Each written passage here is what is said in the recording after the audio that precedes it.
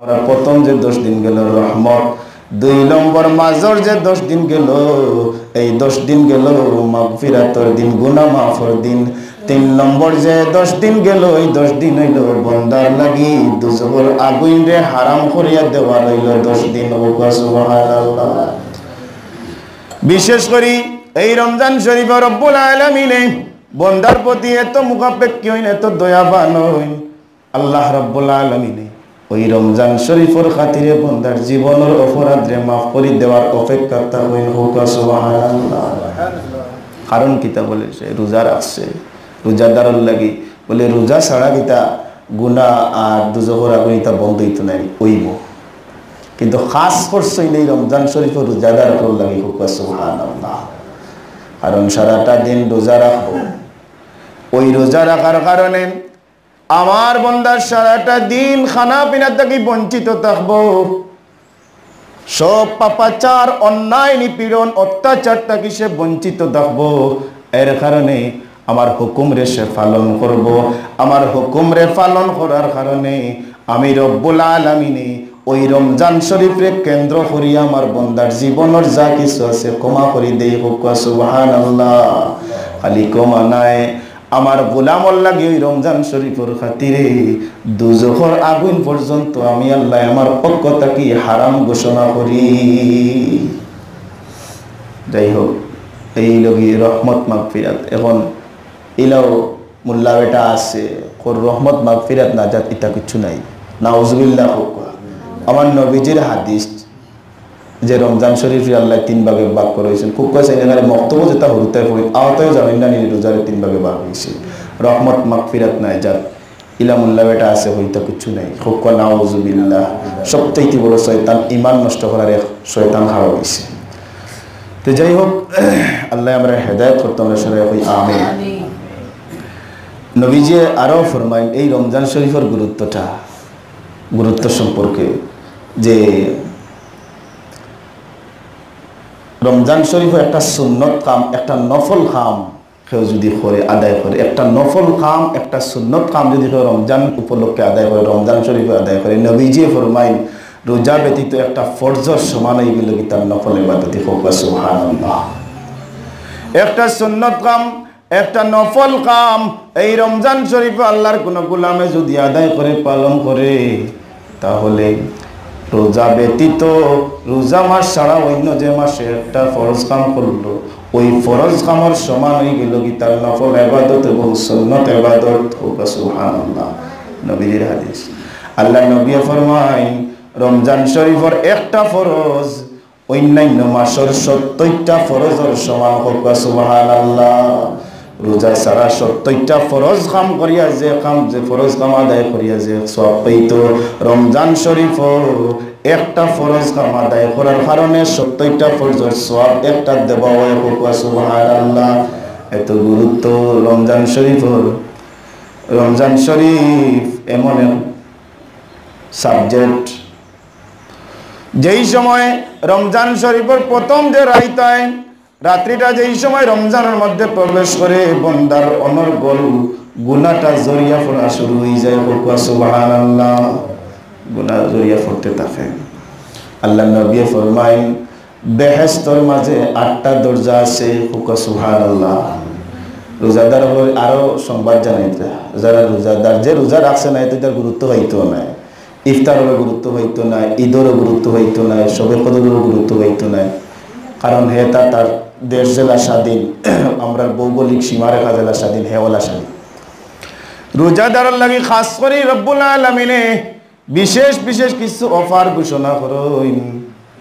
বেহেশতের মাঝে 8টা দরজা, ওই 8টা দরজার মাঝে, ওই 8টা দরজার মাঝে একটা দরজার নাম হইল রাইয়ান নামক একটা দরজা, রাইয়ান। সুবহানাল্লাহ। আল্লাহ নবী ফরমাইন ওই রাইয়ান নামক দরজা ভাই বেহেশতের মাঝে, রাইয়ান নামক দরজা ভাই দিয়া শুধু রোজাদার ছাড়া আর কেউ প্রবেশ করতে পারতো না। সুবহানাল্লাহ। আল্লাহ নবীর হাদিস। 8টা দরজা বেহেশত, এর মাঝে রাইয়ান নামক একটা দরজা, এই দরজা রোজাদার ছাড়া আর কেউ প্রবেশ করতে পারতো না। এত গুরুত্ব রমজান শরীফ।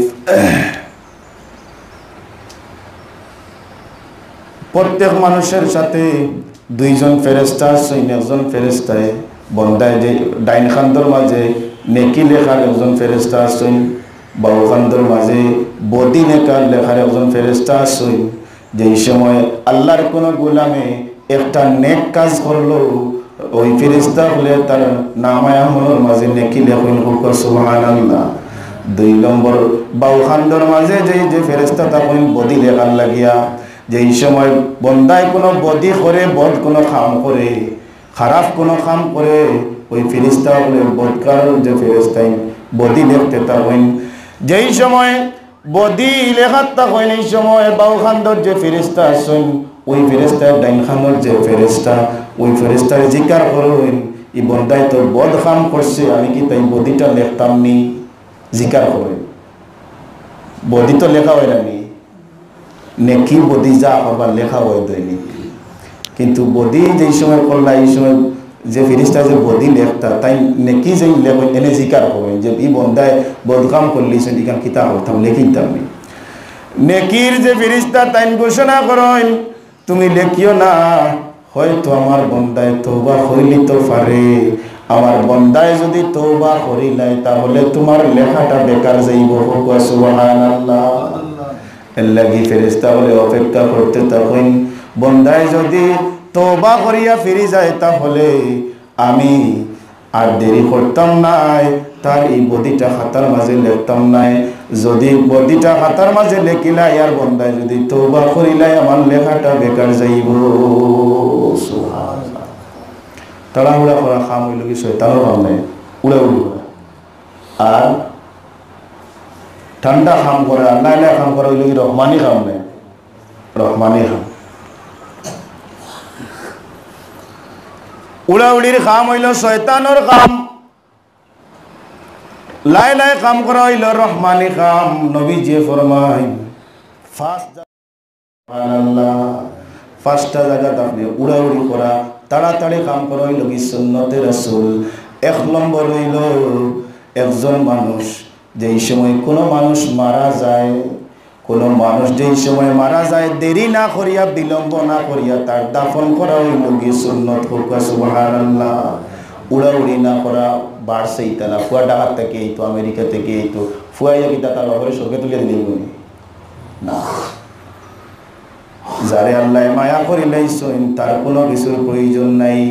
এর লাগি কোনো মানুষ মারা যাওয়ার বাদে দেরি না করা হইল গিয়া, দেরি না করিয়া সকাল সকাল যত সকাল দাফন করবা তত মুর্দারও ফায়দা, জিন্দারও ফায়দা। সুবহানাল্লাহ। দেরি করতে না। 2 নম্বর, আপনার একজন মেয়ে হোক, আপনার একজন ছেলে হোক, সে যদি বিবাহর উপযুক্ত হয়ে যায় তাহলে দেরি না করিয়া আপনার ওই ছেলে ওই মেয়ের আপনার মেয়ে ছেলে বিয়ার উপযুক্ত হয়ে গেছে, দেরি করতে না। এগুলো উড়াউড়ি করা হইল কি সুন্নাত। 3 নম্বর হইল গিয়া আপনি ঋণ পরিশোধ করতে, দেরি করতে না, আদায় করতে, এগুলো কি সুন্নাত, তাড়াতাড়ি আদায় করতে। 4 নম্বর হইল গিয়া আপনি ভুল তোবার লাগি অপেক্ষা করতে না, সাথে সাথে তওবা করতে। নসিব হয়ে যায় তাহলে আপনি জান্নাতবাসী হইয়া জমিন থেকে বিদায় নিলাম। সুবহানাল্লাহ। তওবার লাগি আপনি অপেক্ষা করতে পারতেন না, তাড়াতাড়ি তওবা করে নিতাম। 6 নম্বর বলছি, 4 নম্বর। 5 নম্বরটা হইল একজন মেহমান আরেকজনের বাড়িতে গেছেন, একজন মুসাফির যেই সময় আপনার বাড়িতে আইছে, ওই মুসাফির আপনার বাড়িতে আওয়ার পরে দেরি না করিয়া ওই মুসাফিরটা আপনি খানা যত তাড়াতাড়ি দেবাইতে তৈল সবর খামো। সুবহানাল্লাহ।